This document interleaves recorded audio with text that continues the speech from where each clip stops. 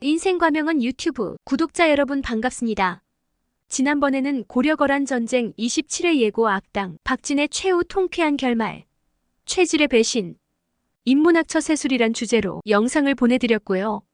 오늘은 고려거란 전쟁 기문과 최질의 분열, 최질의 최후 진정한 리더십과 인문학처 세술이란 주제로 영상을 보내드리겠습니다. 이제 상장군은 뒤로 빠지십시오. 나머지는 제가 알아서 하겠습니다. 상장군은 이제 가만히 앉아서 굿이나 보고 떡이나 드십시오. 무관들의 반란이 성공한 것처럼 보여졌기에 개경은 무관들이 마음껏 활개를 치게 되었고, 걸기에 성공한 최질은 이제 기문의 목에 칼까지 들이밀며 완전히 뒷방 늙은이 취급을 해버렸죠. 사실 최질은 자신의 욕망을 위해서 역심을 품게 된 것이었고, 그 욕망을 실현하기 위해서는 많은 무관들의 지지를 받고 있던 기문이 꼭 필요했었습니다. 그렇기 때문에 항상 최질은 기문 옆에서 굿은 일도 마다하지 않고 했던 것이었는데요.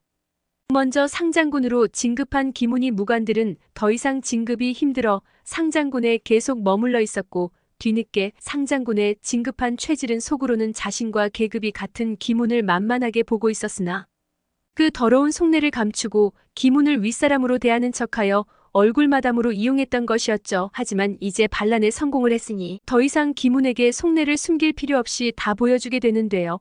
최질에게 치욕을 당한 기문은 뒤통수 맞은 기분에 한동안 얼떨떨했지만, 그렇다고 이미 쓰러진 물컵에 물을 다시 담을 수 없듯이 최질의 행패를 가만히 지켜보는 수밖에 없었습니다. 최질은 황제에게 상참 이상의 무관들은 모두 문관을 겸하기를 요청했고, 어사대를 혁파하고 금오대를 설치하여 무관들이 감찰을 맡게 하였고, 삼사를 혁파하고 도정서원이 고려의 재정을 관리하도록 만들었죠. 물론 이 모든 것들은 현종을 겁박하여 이루어낸 결과이므로 비정상적이지만, 이번 사건을 통하여 무관들은 모두 취지를 따르게 되었습니다. 정말로 무관들의 세상이 온 것처럼 흥분 상태였기 때문에 기문의 명분론과 고리 덕분에 모였던 것이었죠. 그러나 이때까지만 해도 기문은 최질의 행패를 그저 두고 볼 수밖에 없었습니다. 방법이야 잘못되었지만 그래도 목숨 걸고 반란에 동참한 무관들이 그들을 배신하기도 힘들었던 것이었죠.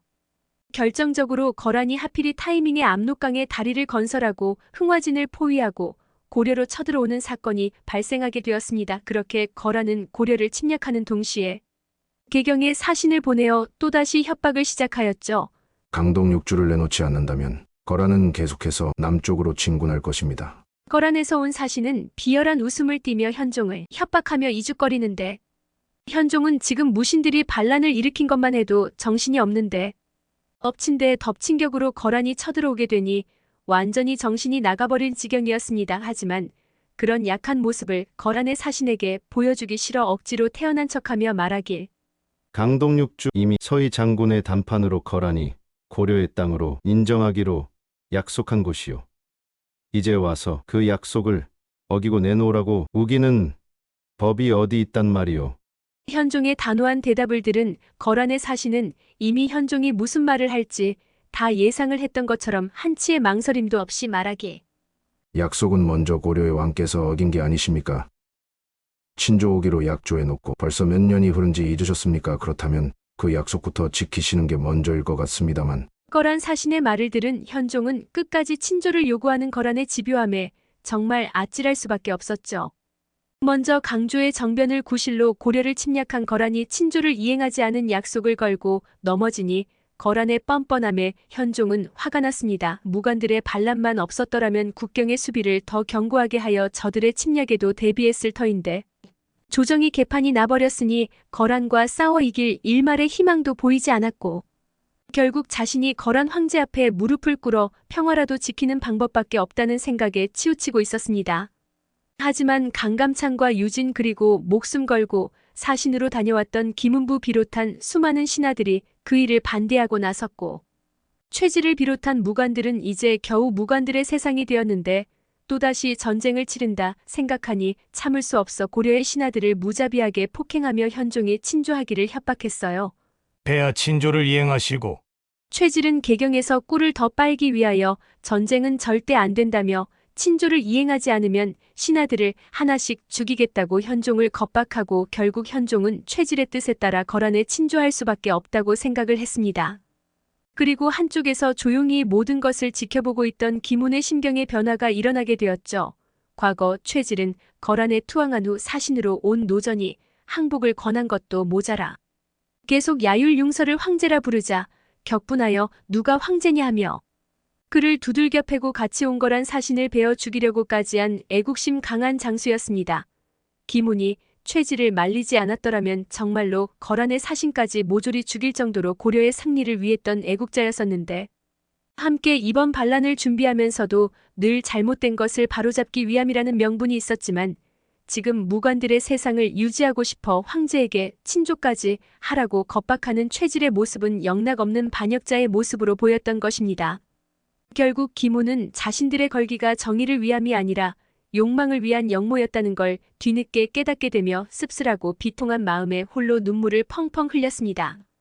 그리고 당연히 반역자들은 모두 죽음으로밖에 그 죄를 씻을 방법이 없다는 것 또한 잘 알고 있었죠. 그렇기에 친조를 떠나려는 현종을 아련하게 생각한 김훈은 반란군들을 제거하는데 협조하겠다고 말하며 이후 이자림의 계책에 의해 반란군 19명을 모두 서경의 장락궁에 불러내는데 큰 역할을 하게 됩니다. 그리고 잔치가 무르익어 갈 때쯤 술에 취한 반란군들은 김훈과 최질을 포함해서 모두 처형되고 말죠. 사실 무관들의 잔치가 있을 때마다 김훈은 항상 술은 입에도 되지 않고 긴장한 모습을 보여주었는데요. 혹시라도 혈기 왕성한 무관들이 술에 취해 사고를 일으키게 되거나 비상사태를 대비해서 늘 전투 태세를 갖추고 있었던 거였죠. 그렇기에 김훈이 무관들의 편에 있었다고 한다면 아마도 이자림의 계책은 결코 성공하지 못했을 것입니다.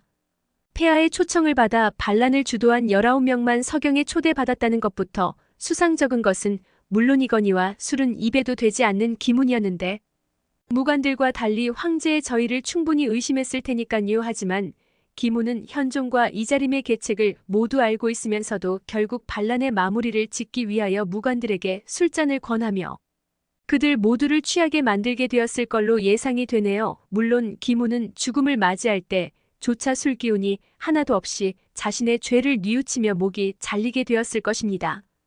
그렇게 김훈과 최질의 반란은 제압되고 난 후 현종은 고려를 침략한 거란을 또다시 압록강 너머로 쫓아내게 되고 이후 강감찬을 필두로 거란의 3차 침입을 훌륭하게 이겨내는 결과를 가져오게 되었네요. 이번 영상은 고려거란 전쟁 다음 예고를 참고하여 제작해 보았습니다. 구독자 여러분, 오늘날 우리가 고려거란 전쟁 김훈과 최질의 분열 최질의 최후 인문학 처세술이란 영상을 통해 어떤 인문학적인 교훈을 얻을 수 있을까요? 이 영상은 고려거란 전쟁을 배경으로 한 김훈과 최질의 반란과 그 결과에 대해 다루고 있습니다. 김훈과 최질은 고려시대의 상장군으로 반란을 주도하며 고려의 정치 구조에 큰 영향을 미쳤습니다. 그들의 반란은 당시 고려 사회의 불안정성과 내부 분열을 드러내며 결국 김훈과 최질 모두 처형되며 마무리됩니다. 이 사건의 핵심 교훈은 명분 없는 반란이나 횡포는 결코 성공할 수 없다는 것입니다. 김훈과 최질은 반란을 통해 잠시 권력을 잡았지만 그들의 행동은 고려 사회에 깊은 상처를 남겼고 결국 그들 자신에게도 파멸을 가져왔습니다. 반란이 성공하기 위해서는 정당한 명분과 사회적 지지가 필수적이며 리더십에는 상호 존중과 배려가 필요함을 보여줍니다. 김훈과 최질의 이야기는 고려시대의 역사적 배경 아래에서 권력의 획득과 유지에 있어서 도덕적, 윤리적 기준의 중요성을 강조합니다.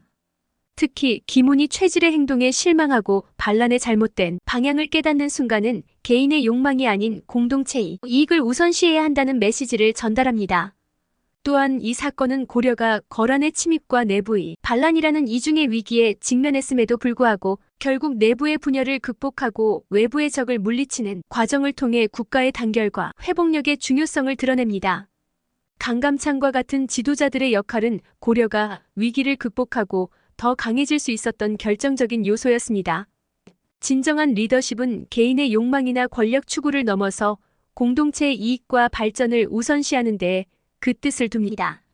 김훈과 최질의 이야기는 잘못된 방법으로 권력을 취득하고 유지하려는 행위가 결국 자신과 사회 모두에게 어떤 결과를 가져오는지를 보여줍니다. 그들의 행동은 단기적으로는 성공한 것처럼 보일 수 있으나 장기적으로 보면 그 결과는 파멸적입니다. 이는 권력을 추구하는 모든 이에게 중요한 교훈을 제공합니다. 이야기의 결말은 무관들의 세상이라는 잘못된 이상을 추구하던 최질의 최후와 함께 올바른 방향으로 나아가기 위한 고려 사회의 결단을 상징합니다. 현종과 그의 신하들, 그리고 강감찬과 같은 지도자들의 결정은 고려가 외부의 침략을 물리치고 내부의 안정을 회복하는 데 결정적인 역할을 했습니다. 이는 리더십이 단지 개인의 권력을 넘어서 사회 전체의 안녕과 발전을 위해 행해져야 함을 강조합니다. 인생과명원 유튜브 구독자 여러분, 오늘의 영상은 여기까지입니다. 이 영상이 도움이 되셨다면 구독과 좋아요, 알람 설정 부탁드립니다. 시청해주셔서 감사합니다. 계속적으로 역사와 인문학 처세술에 관한 다양한 영상을 보내드리겠습니다. 다음 영상에서 또 만나요. 역사인문학 구독자 여러분,